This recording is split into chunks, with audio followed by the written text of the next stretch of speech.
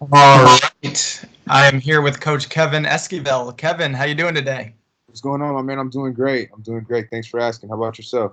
Good, good. Yeah, I'm doing well. It's a little rainy outside, but fortunately we were able to make this happen. Yeah. I appreciate you for having me. Yeah, definitely. Thanks for the time. Why don't you get us started? Just give us a little bit of your coaching background and what you're doing now. So yeah, I've been coaching for a while now. It's probably been about 6, maybe like 5 years since I've been coaching. I've been around the game for such a long time. Started playing maybe when I was 10 or 11, and coaching came my way when I was going to Contra Costa College. I started coaching at the very recreational level uh, with Mercy, which was my first kind of gig. It was kind of like a side job for me. Okay. Just trying to get, honestly, just trying to financially, find a little bit of money to get through college and stuff. Mm-hmm. So it didn't really become a great passion of mine, but I'm a goalkeeper, so my niche was always with goalkeeping. Mm-hmm. Little by little, I started to realize that that's exactly what I wanted to focus on in the game, because it doesn't get seen, or maybe not seen, but um, it's just really scarce with the goalkeeping coaches here in the community. And I saw a big opening for me. Mm-hmm. And so I'm currently now working with, I'm the director of goalkeeping for Spurs. I'm a goalkeeper coach at SF State. And then I created um, my own training services called BayAreaGK, which is doing pretty well, where we offer sessions, we offer mentoring, and just channels to try and get kids into into the paths of college coaches and in the eyes of scouts. Mm-hmm. That's cool. Mm-hmm. When did you decide that you wanted to be a goalie as a player? Oh, as a player, man, that's a that's a great question. So I actually started playing baseball when I was like 8, 9, 10. Uh, Okay. my parents are Central American, so my mom's Nicaragüense and my dad's from El Salvador. And my dad always was a goalkeeper, and quite frankly, I had really good hand-eye coordination. So I was really good at catching. I was really good at throwing. I was really good at moving my feet the right way. So baseball kind of slowed down for me in San Francisco, where I grew up at. It was kind of like, we're sitting, and like, it's kind of like a slow game, and I didn't really, not that I didn't enjoy it, but I was more competitive, and I wanted to really make an impact. And Mm-hmm. um, I decided to start playing soccer, and it was just natural for me to be a goalkeeper. I just wanted to make plays. I wanted to dive. And I thought at that time that that's what goalkeeping was all about, right? It was about making Yeah. save. And that's what got me into goalkeeping, and I never stopped from there. So that's when I decided to kind of just go with it. Yeah. Okay.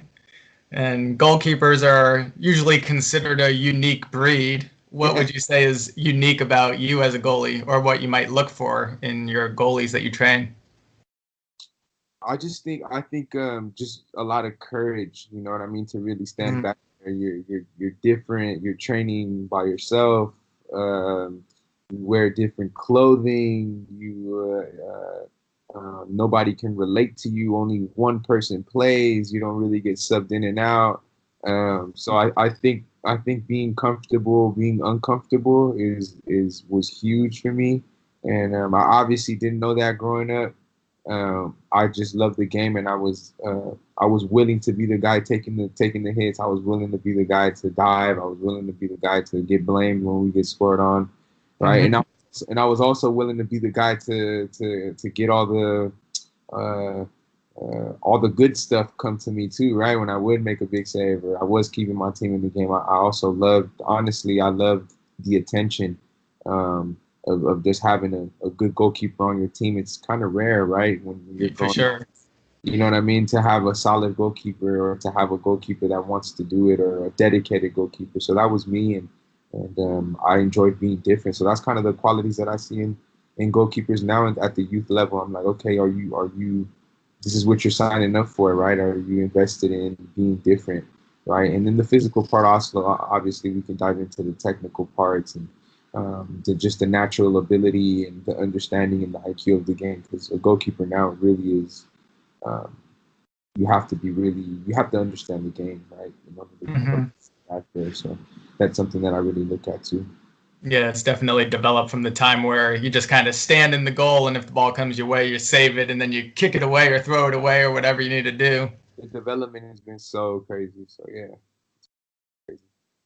And so, like you were touching on, courage is a massive component to be a solid goalie, having that bravery to come off your line and make the save and be comfortable in those uncomfortable situations. And, you know, it's always the goalie's fault is the viewpoint of all the field players when the team gets scored on, right? Right. So I feel like the mental toughness side is a big piece for goalkeeping as well. How do you address that with the keepers that you work with? Yeah, and I'll share that I struggled with that as a kid. I was the kid that I didn't have a dedicated goalkeeper coach until I turned like 22. Right, Oh, so wow. it was I was on YouTube like looking up drills. Like that was me. Hmm. I was a kid that was looking at things to do. I was big on watching film. Like that was me. I was really passionate about the position. So I really taught myself a lot of the technical part of the game, but the mental part of the game is so huge, and nobody ever taught it to me. So getting anxious before games, how to react after getting scored on, how to react when you make a mistake, how to react when you're doing so well, how to communicate with your players. I mean, the mental side is everything when it comes to the position. If you can't, you have to have a short-term memory, whether it's you made a big save or whether it's you made a mistake or whether it's somebody scored a banger on you in the top corner. I mean, you really can't do much but move on. Um, Hmm. if you're not able to move on, then that definitely it definitely makes a difference. Excuse me. That definitely makes a difference throughout the game and just throughout your career. You know what I mean? So having a short-term memory is important. Hmm. And the mental side is everything to me, and the way I address that with my goalkeepers is just reminding them and putting them in situations and sessions where maybe they do fail and Hmm. they respond after that moment where they failed technically, whether they failed they got scored on, whether it was nothing they can do about it, but how do you bounce back from that? It's huge. Yeah, good viewpoint. Yeah. Because in most games, you know, a goal is eventually going to be scored. And so the way that a keeper can bounce back after that moment is instrumental to how they might carry themselves throughout the rest of the game. Yeah. Is there any is there anything that you tell your goalie specifically about when a goal goes in? Oh yeah, 100%. I mean, I think when I was growing up as a kid and I'd get scored on, I would feel like it was all my fault.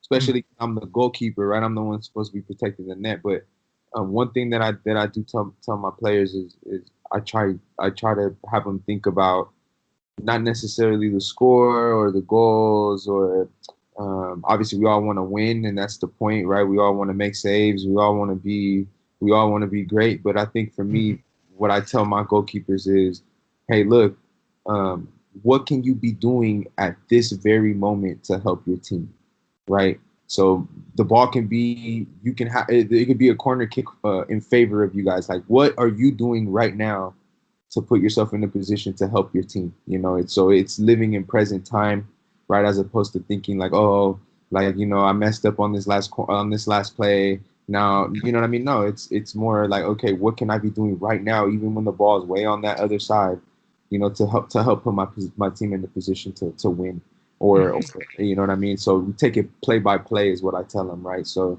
yeah, okay, cool. Can I tell my defender, hey, look, good job? Can I bring the morale of my defenders up? Um, can I stretch even, right? Can Right. sure that I stay warm, while the ball's on the other side. And I think that that's really helped my goalkeepers understand how important it is to just stay locked in on the present moment, as opposed Mm-hmm. to worrying about what happened in the past or worrying what's going to happen in the future. I mean, the game's going to be the game, right? At the end of the day, like what's going to happen, it's going to happen. What's going to happen is going to happen. But at the end of the day, um, you can control how you react every play, right? So take it a Yep. play at a time. And I think that's one thing that I tell my goalkeepers. Okay, yeah, you made a great save, but now it's a corner kick. you can't I mean, you can't get too high, right? Like I mean, Yep.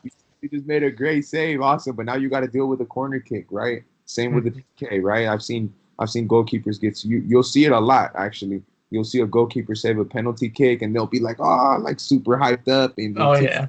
and then it'll be a corner kick, and then the corner kick comes in, and then maybe he's like the goalkeeper is super like emphatic and because they just hit save, and then the ball goes in off that corner kick, and then you get scored on, and that's the way it is. So just staying locked in play by play. There's gonna be plenty of time to celebrate after the game, after you're done to reflect with everything else. There you go. See it out till the end, right? Yeah, play by play, and it's okay to show emotion, but also understanding that there's still a job to be done. Mm-hmm. And so you said that you didn't have a goalie specific trainer until you were 22, right? Yeah, man, I definitely didn't have any goalkeeper training. Yeah. And so what was that while you were at CCC? Yeah. So what happened was, growing up, my dad taught me what he could. My dad played in El Salvador, and it was all about diving and athleticism for them, Okay. and so he always uses the excuse like, "Oh, you guys have computers now, and you guys can see how professionals do it, and how people." Yeah. Which he's right, but you still have to go out there and put in the work.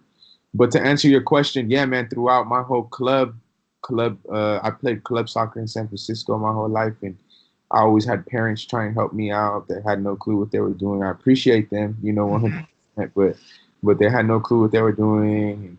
And, I was out there just kind of like, just kind of winging it, just trying to use my natural talent. And it wasn't until my dream was always to play college ball. Obviously, as a kid, I wanted to be a professional, and Mm-hmm. that's everybody's dream. And but once I started getting older, once I started hitting like 16, 17, 18, I started really seeing myself playing college soccer. Okay. So I reached pretty high levels at the youth level. I went to ODP, made ODP. So I was around it, but I never had really had, like I said, a real coach. So when I Mm-hmm. got to when I got to Contra Costa College, I had an assistant coach that we used to call Don Pedro, and he kind of helped me out like with not necessarily teaching me anything technical or anything, but just like really working me, like Mm-hmm. really like spending his time with me, letting me know what he thought was better for me, what was not good for me, and just like encouraging me. And so that happened for a year, and I actually did really well. I ended up then playing in the Premier in San Francisco when I was like 19, or like 18 with Mescala, which was a great experience for me. So again, self-taught. I was playing against Olympic Club, Farolito. I was playing against all these big teams in the local area, and Mm-hmm. I just got a ton of experience from there. And long story short, I played there for like 2-3 years, and then I went to SF State. I transferred over to SF State. Uh, Okay. I tried out at SF State, and I got in. I was a walk-on student athlete, and by this time, I had a ton of experience. I pretty much coached myself, um, Mm-hmm. but it wasn't until then that I actually had a dedicated goalkeeper coach. His name was Derek Leslie, who really broke down my game, and it was kind of overwhelming because I had never had a coach, so we had to go like back to like it was weird. I was at a high level, but then Uh-huh. I also had to like throw my pride away and go back and fix things that I should have fixed when I was 12 years old. You see what I'm saying? So Mm-hmm. it, it was a crazy experience with him, but he was just so technical and so precise with what he wanted me to do and how to fix my game and how to add things to my game. For example, distribution was huge for me. I started to learn distribution probably like at 21, and that's like super old already. Yeah, You know, for sure. that's super old, and my distribution now is I'll say is efficient, but it could have been. I could just imagine what it would have been if I would have started at 12, 13, learning how to Mm-hmm. learn how to side volley, then learn how to do all these crazy techniques and stuff. And so I really caught on to it really fast because I was passionate about it. So I worked with Derek Leslie for about 2 years in college at SF State, and then I got signed to an NPSL team. Okay. It was a semi-professional team with CD Aguiluchos, which was an amazing experience for me. We were super competitive, and yeah, the whole roster was on. I'm not going to say it was a signed contract, but we were all financially getting paid. We were going to different places, and it was really my dream, right, to do that. So Mm-hmm. I got to see a bunch of things, and I got to really see high level. So I was really proud of myself because uh, I got to a place where I kind of forced goalkeeper training on me, right? I got to a place Yeah, like, all right, cool. I'm at a university now. Like, I better get a goalkeeper trainer here, right? And exactly. I was blessed with the opportunity to work with. I think he's, one of the best goalkeeper coaches out in the nation. So Hmm. I was really happy with that. And then the other coach you had mentioned, you said Don Pedro, correct? Yeah, yeah, Contracosta. yeah, yeah. So wasn't as specific in the technical side of the game, But he was but mental. Yeah, he was working me out hard. Yeah, he was working me out hard, like testing me mentally, testing me physically. Yeah. okay. What would you say was the greatest thing that you, or the greatest lesson that you learned from both of those two coaches? One from Don Pedro and one from Derek Leslie. Well, me, Don Pedro really taught me grit, and he taught me how to just work hard and um, to not really give up on the things that belong to me. He Hmm. really he really believed in me. It was like the first time I really felt like a coach wanted to come in and work with me because he really believed that I was going to be something, right? So he really took his time with me, and he was really old school with stuff, right? Like super old school with trainings, but I appreciated it because at least he was out there giving me my knowledge. So I from Hmm. him, I'll say the biggest lesson is that I learned from him is just the grit and the physical part, like that you have to have some work ethic, right? For To know sure. where you want to get to, and I'll always take that from him, and I feel like I got mentally stronger because of him. Nice. And then with Derek Leslie, it opened a whole nother like world with goalkeeping. Technically wise, like I never thought you can get so specific with how you do things and how you do things in certain situations. And so from him, I learned attention to detail. I think Okay. that's the biggest thing ever. Like just how important, um, even like the way your shoulders are facing when you're doing a technique is so important. The way you follow a ball through until it hits your glove, until the ball goes out, how important that is. I mean, it's just like the attention to detail that he brought in his sessions, and the situational play that he brought in his sessions really just took my game to the next level, to the point where at games I felt so comfortable in every situation. So both of them, I was really blessed to have both of them around because, like you said, they both taught different lessons to me for sure. Hmm. And it's always good to be able to glean something extra from someone, even though, like you had said, the parent coaches may have not been the most informed soccer coaches, but they were still out there for you. Yeah, appreciate it, right? 100% appreciate it. So shout out all of them. Yeah. Hmm. For sure. And so when you were coaching, you mentioned with Mersey while you were at CCC, was that a goalie coach specific, or was that just a coach, like a general coach for the whole team? So I had a I had a recreational like it was like I had like an under 7, like under 18, like of like little kids, like kind of like little birds, like what we do now. But it was just like super young kids, and that was just my first coaching experience. I had no experience before, um, but yeah, it was a good experience. I was there for like 6 months to a year, uh, Hmm. and did a lot of recreational programs. As I was maybe like 19. I was younger than that, probably like 18, 19 at the time, and so yeah, it was a good experience for me to learn for sure. Uh-huh. And how did that prepare you for now? You're the director of goalkeeping with Spurs FC. Mhm. How did that kind of gear you up for this? Oh yeah, I mean, I figured out like what it meant to be a coach. I mean, I the experience there was not necessarily super technical or super competitive, but it was, I was an 18-year-old juggling classes, and then I had to go, pretty much now I'm not gonna say babysit, but I had to go also. I had to like go teach some 7-year-olds how to kick a soccer ball, right? So Yeah. to me, that was like an experience that I'll never forget because I was able to not only grow some kind of passion for coaching, but also at the same time grow some responsibility. So I think that's what I'll take from that experience. That it grew me as a responsible person. Nice. Mm-hmm. And so now, again, as the director of goalkeeping here with Spurs, what is it that you're looking to do with our goalkeepers? Do you work with keepers at all levels, or Yeah, would you yeah. So into that? I worked with the competitive side of goalkeeping, right? Mm-hmm. Right now we have about 30 to 35 goalkeepers, so pretty much like two teams. Or Yeah, good size. yeah, it's a good size. And my goal, like I said, I never really had a dedicated goalkeeper trainer. So Mm-hmm. sometimes I feel like these kids don't understand how spoiled they are for a club to really have that program for them available. But Yeah. my goal is, and it's getting there. My goal was to develop. I've been doing this first goalkeepers for about 3 years now. It's Mm-hmm. into talks for it to be a full-time gig, which is good. But yeah, my goal has always been to uh, talk about my goalkeepers as goals, right? And at the same time, like have us get there. So, for example, I'll share with you that we have about 8 competitive goalkeepers. I think from 02s to like 05, or 04s and 05s. Out of those 8 competitive goalkeepers, I think 5 of them play at the varsity level.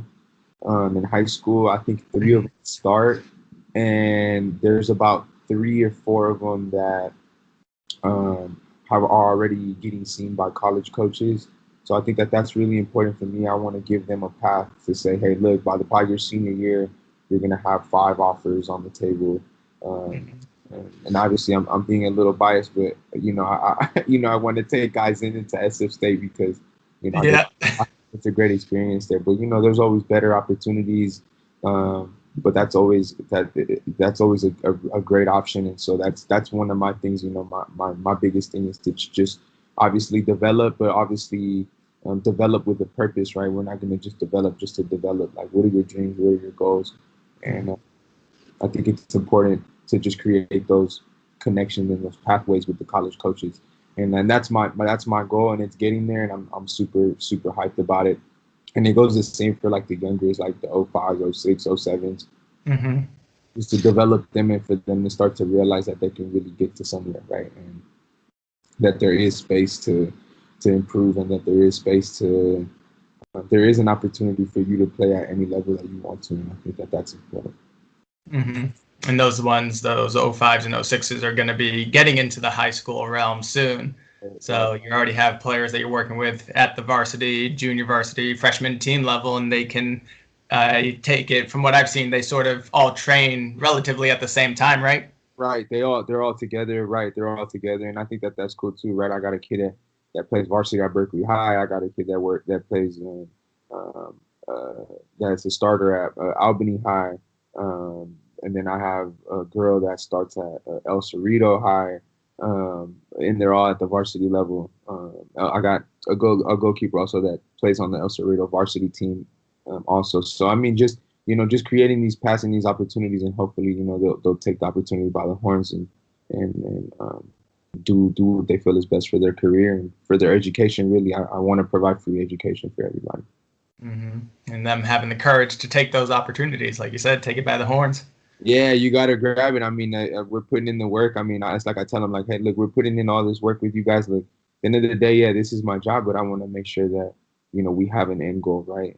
And we're not just going through the motions, right? That we're doing this because there's a reason why we're doing this, right? Mm-hmm. And I think that helps, right? Because you don't want kids to just be coming to a session just because, hey, look, I'm going to a session just because, like, no, a couple years down the road, all these sessions are going to pay off. You know what I mean? Mm-hmm. And you're going to be able to do what you want and help your family out with anything, right? And you'll be able to make that decision. Mm-hmm. And you mentioned you're also coaching with SF State as the goalkeeper coach. How Yeah. long have you been out there? I've been out there. I started this spring, so or not this spring, last fall actually. So I started August 2018. Hmm. It's been great. I'm going back to where kind of where everything kind of where I was able to live my dream out really. Hmm. Experience at SFA was like beautiful. I was like going to class, and then after class, I spent 5 hours on the soccer field, right? Like Yeah. with like Nike gear, people like athletic directors, athletic trainers throwing you water, like live the pro experience, right? Similar, yeah. Yeah, similar, right? Like, yeah, okay, cool. And then after getting a massage, going to go. I mean, I really lived that, you know what I mean, for 2 years, and I think it was the best times of my life. Traveling, going to San Diego, out of the state. I just did so much being around professional coaches, as for the first time in my life. I Hmm. was coached by Matthew Barnes and Derek Leslie was a part of that goalkeeping staff too. That Matthew Barnes was my head coach, and he was actually Matthew Barnes now is actually the national team head coach for like uh, uh, Turks and Caicos or something like that. Oh, Uh, wow. yeah, so he's doing his thing, So I mean, my point being is that I had a great experience there. So me going back now as a goalkeeper coach with now head coach Javi Ayala, who's amazing, and it's just been a really good experience for me. I'm picking his brain so much. Like, I go in there I go in there and I teach. I run sessions for the goalkeepers and I'm a part of the staff. But really, it's a good experience for me because I get to pick on his brain a lot too, right? And kind of see what he's all about and how a program is really ran at that level. So, Hmm. an amazing experience for sure. At the field the other day, we were actually talking about that work-life balance. Yeah, yeah. Soccer is our passion and that's what we want to do, but how do we tie it all together? Right, right. Nah, yeah. So, yeah, you're right. I think we're pretty well. We're pretty young coaches. I'm 26 years old right now. So, I think you know, just reminding myself of that is important. To see how far I've came and with coaching, with my playing career. It's something that I enjoy to do. It's something that I love to do. But you're right. Like it's also that work-life balance and how that all ties in with our social life. And it's important. And so just figuring out kind of like I always want to be coaching, right? I always want to be out on the field and doing things, right? But I also want to be able to feed my mind. I also want to be able to keep growing as a person and keep growing at a professional with a professional career, whether that be here, whether that be wherever. You know what I mean? So I'm kind of just going with the flow. And I know that this goalkeeping stuff is for me, uh, Hmm. and I want to just see how everything ties in. I'm excited to see how everything ties in. Cool. Looking forward to it. Yeah. With the goalkeeping coaching that you've been doing so far, how have you been able to use that to build your Bay Area goalkeeping, your Yeah, business? yeah. So BayAreaGK, I run it with um, a former teammate of mine. His name is Emmanuel Jimenez. We both played at SF State 2014 and 2015, I think it was. Uh, Okay. and he's actually the goalkeeper coach out in La Miranda also. So what happens is that we started to see that a lot of these kids like needed training and needed personal training. And actually, Derek Leslie moved out to Germany, so he left a lot of his clients over to us. And a lot of people just look to train right at a high professional level, and I think that we were ready to just provide that. We were able to just say, hey, look, like this really helped us in our careers. Hmm.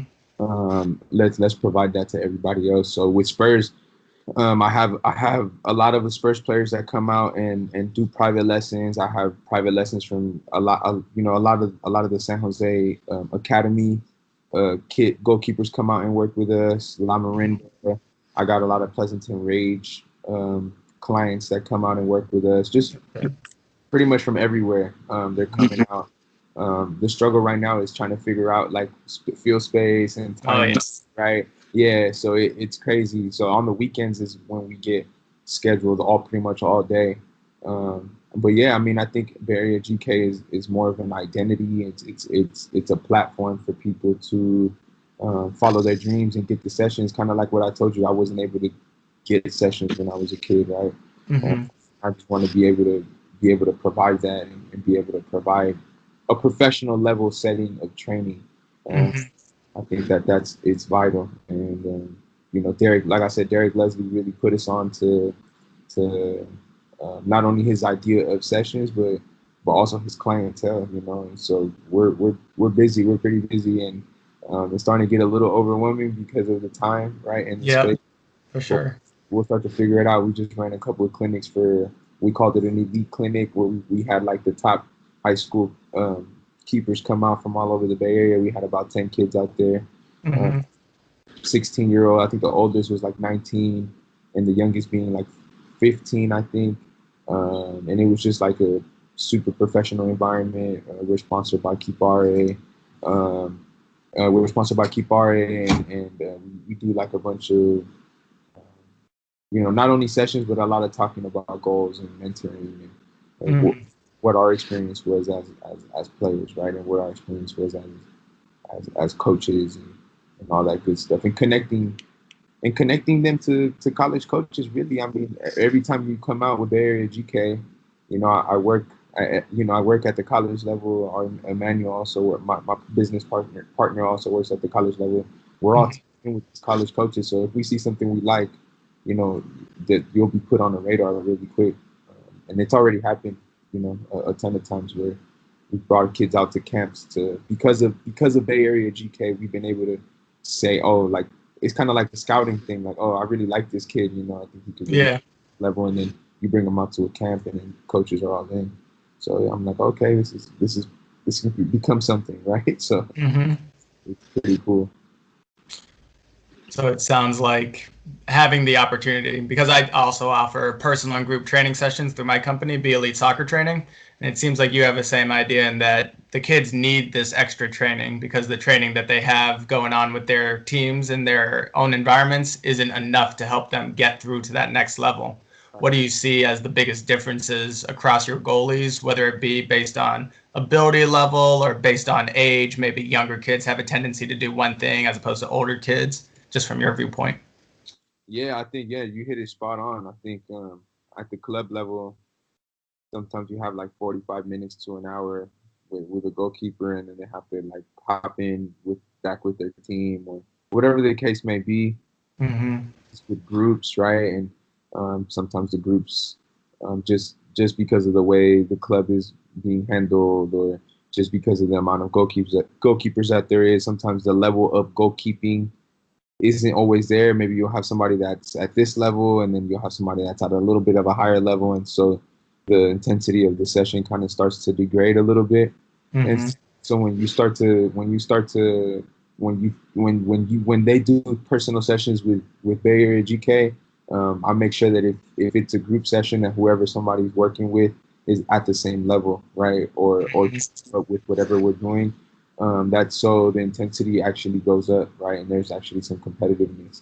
And Yeah. you're, and then I think if it's an individual session, then we build something individually, and you get 2 hours of specific work for what you're doing. So I think that's the biggest difference. That with BayAreaGK, I'll say that it's more attention to detail, and when it comes to a club session, for me, it's more of a general session as opposed to something built specifically for a client. Yeah, exactly. And same idea happens whenever coaches are running sessions. It might be focused on possession or transitions, or it's only going to involve the goalies if it's like building out from the back or a finishing, crossing and finishing session. So goalies seldom are consistently involved at the level that they need to continue to grow at the rate that's needed to reach that highest level. Exactly. And it's important, man. I think uh, you, you would know, right, for sure, that you know goalkeeping is so important to the point where at some point or at some level, if your goalkeeper isn't developing, then it slows down the development of everybody else too on the team.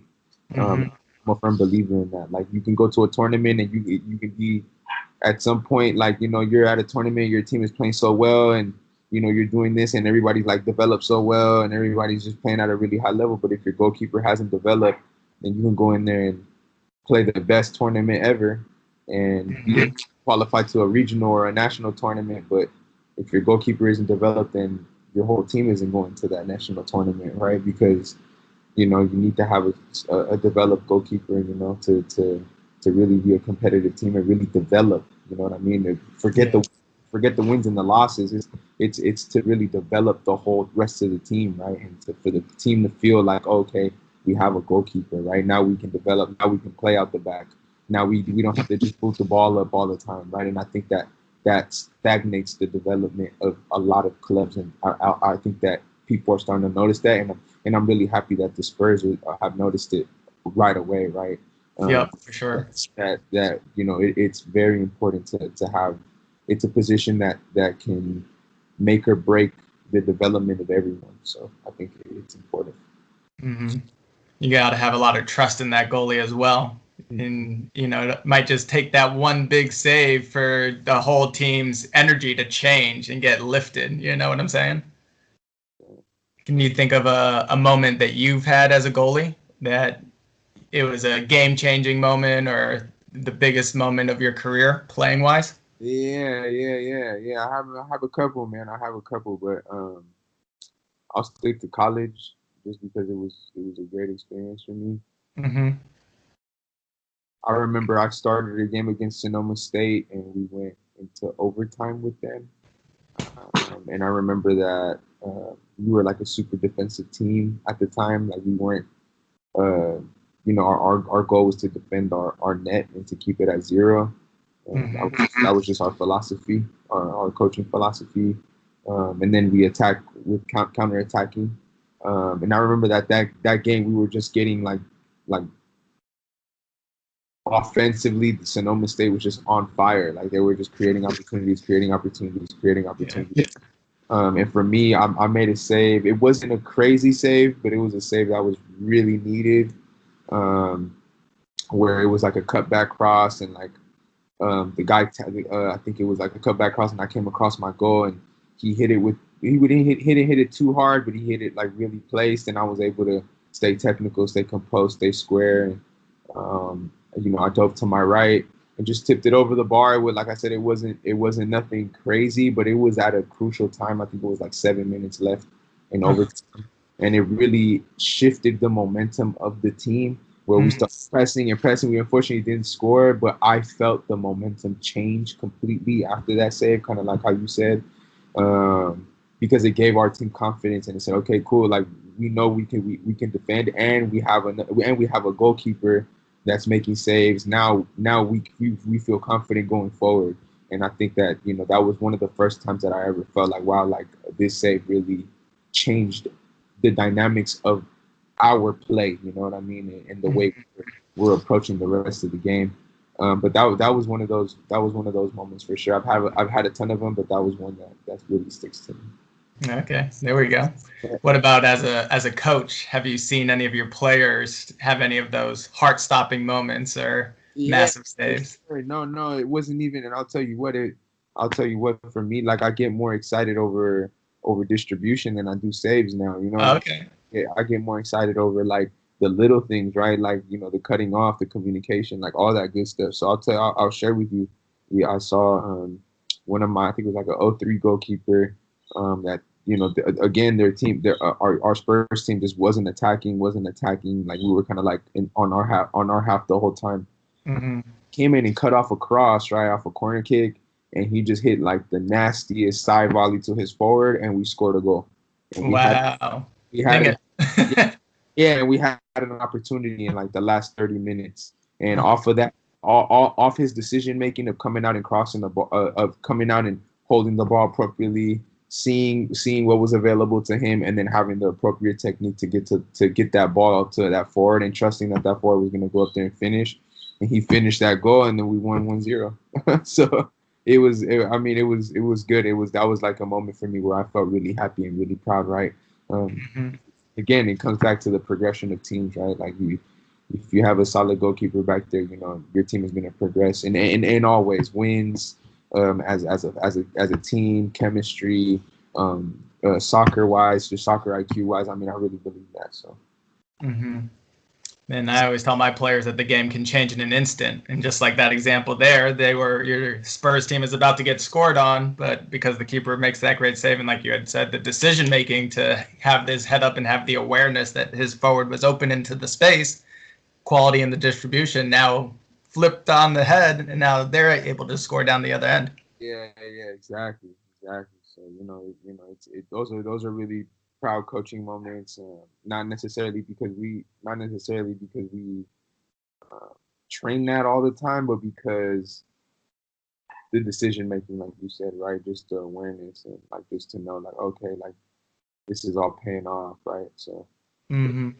it's definitely a good feeling, and that's how I know I'm in the right field. Yeah, it's nice to see things coming through to fruition. Yeah, But yeah. as we know as coaches, it's not always the case. What would you say has been one of the most challenging parts of being a goalkeeper coach? And look, one of the most challenging parts is I'm going to be completely honest with you. I have a ton of players that do really well in sessions and the technical parts. Like they understand the technical side of the game, they understand the mental side of the game, and like they just like tear it up at sessions, right? Like Yeah. tear it up. But then you put them in a game, and they're like, not putting that. Um, not putting that side of the game, not putting that session into play in the game, right? Like Mm-hmm. it completely frees up, and sometimes, I mean, it happens to everybody, but I feel like sometimes as a coach, I struggle um, I struggle in trying to figure out how to help in that sense, right? Because I feel like we've done the mental part, we've watched film, we've ran through sessions, and so for me, like I struggle with like, okay, cool, like you just have to let them be a player now. You know what I mean? As a coach, I think you can't go out there and play for them. Uh, Yeah. and I think that's something that makes me cringe sometimes. Where I'm like, oh, I want you to be so successful, but I need to Yeah. also step back and let you make your mistakes, right? Because I need to just be confident that I've done everything that I can, right? Mm-hmm. And just let them play. And I think that's one thing that I've struggled with. Because as a player, right, you can go out there and make a play, but as a coach, you could only do so much, really. And it sounds kind of unfortunate, but I mean, really is the truth. Mm-hmm. And we'd rather have that happen than have the opposite, where you have joystick coaches who tell the player what to do every single moment of the game. And no, that's definitely not me. I'm the quiet guy. I really don't say nothing during games unless it's really, really needed. Mm-hmm. Uh, but I try. I'm more of a guy that kind of sits back and lets them kind of roll with the punches. Let the player play. I like it. Yeah. Well, we are getting towards the end of March now. What are you looking forward to most in 2019? Well, I'm looking forward to getting done with the spring. Honestly, I think the summer is going to be important for the Spurs development.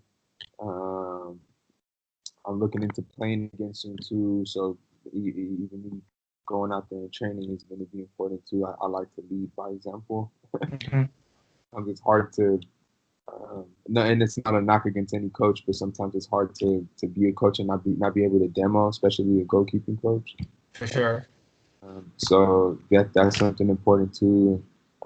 I'm just excited to just be with the Spurs, be doing my BayAreaGK stuff, being able to be with SF State, and I want to give it another year of just kind of doing this and seeing where this develops and seeing where I go with everything that's been going well so far. And I feel appreciated by every place where I work at. So I Mm-hmm. think I think that it's going well.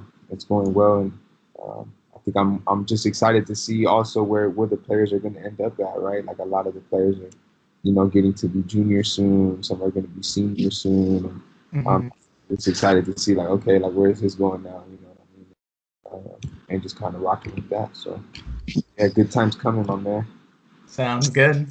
Well, now we're down to our final three questions. The first one starts out like this. So let's assume that you're coaching a team and you're getting to the field for a game. You take them through the warm-up routine, you bring them in, and you give them the starting lineup, and then just before they go out on the field, you have to give them 3 coaching points. But it has to be the same 3 coaching points from now on. And because you're a goalkeeper coach, I'll let you specify this to the goalies if you'd like, or if you want to do it for the whole team, that works as well. But you can only give the same 3. What would your 3 points be? So I'll give you something a little more general, but I think that whatever I say applies also to field players too. But like I said, take it play by play. Mm-hmm. Don't think too much about what happened in the past or the present. I always talk about not really worrying. I know it's hard, but easier said than done. But not really worrying about the result, right? So that's one, right? Taking it play by play, and just like letting them know. I like to let people know that I trust them. You know what I mean, and that I trust their abilities, and we're not just putting you out there just to put you out there, right? And we haven't just spent all this time working with you just to work with you. I mean, there's purpose and intent behind everything. So just go out there and be yourself and play with some grit. You know what I mean, and really just enjoy every moment. And those are the 3 coaching points I think for me. The biggest thing it being to just live in the present moment and go out there and play some ball, because the technical part we should have already all worked that out throughout the week, right? There's nothing really Exactly. Right. Mm-hmm. Cool. Well, I just want to take a quick moment here, Kev, and share my appreciation for you. During this conversation, you touched on courage, and I think that you've shown a great deal of that, and you instill that in your players as well, not only on the field, but in life, and sort of in the same realm of leading by example. Just going out there and putting your best foot forward is something that a lot of the not only goalies, but the field players and us coaches can take away from you and the sessions that you're taking out there for the kids. I wanted to also mention the being comfortable, being uncomfortable is another good thing as well. And that ties into our Spurs FC philosophy of having that growth mindset, because if you're just always in your comfort zone, you're never pushing those limits. So, but if you can become comfortable in those uncomfortable situations, that gives you the moment to grow. And that's just something that really resonated to me of something that you said. So again, just want to share that appreciation for you and for what you do for your players. Again, not only as athletes, but as students as well. Thank you. I appreciate you, my man. I really appreciate your words of kindness. Again, I have fun being on here with you, and I also appreciate you. Appreciate it. Is there anywhere that we can look to connect with you online, whether it be personal or for BayAreaGK? Yeah. So we're on Instagram, it's at BayAreaGK. We also got a website. It's called BayAreaGK.com. You can also email us at BayAreaGK@gmail.com for your personal sessions. And yeah, that's where you can contact me, and we post sessions out there as much as we can. I think I have about like 30 sessions out right now, which is pretty good. They're like minute videos, not necessarily the longest ones. We don't want to go out there and spoil and give out all our material, but exactly. But it's good to see like the kind of things that we're working on, and yeah, that's where you can find us. Cool. We'll look to tag it up in the show notes. The final question is, what is one piece of advice that you'd give to any coach? The one piece of advice that I could give to any coach, everything is more fun, more easygoing. You have more passion. You have more grit when you are prepared. And I think that that's the biggest thing for me. And I've had to learn that, the hard way. But I think that when I'm prepared for what I want to do and I have an idea of what I want to do, then the passion just naturally comes out. I'm happy. I'm doing things with intent. But if I'm just kind of just going out there just to go out there, then, just the vibe, right? The energy isn't the right one. So I think preparation is key, not only for your players and for yourself, but just for that vibe and for that energy. So intent, you know what I mean, is huge too. It's massive. Cool. Coach Kev, thank you so much for your time, man. Thank you so much, Ted. I appreciate you so much. I'm going to catch you soon. All right. I'll see you out on the field. Yes, sir. All right. Bye for now. All right.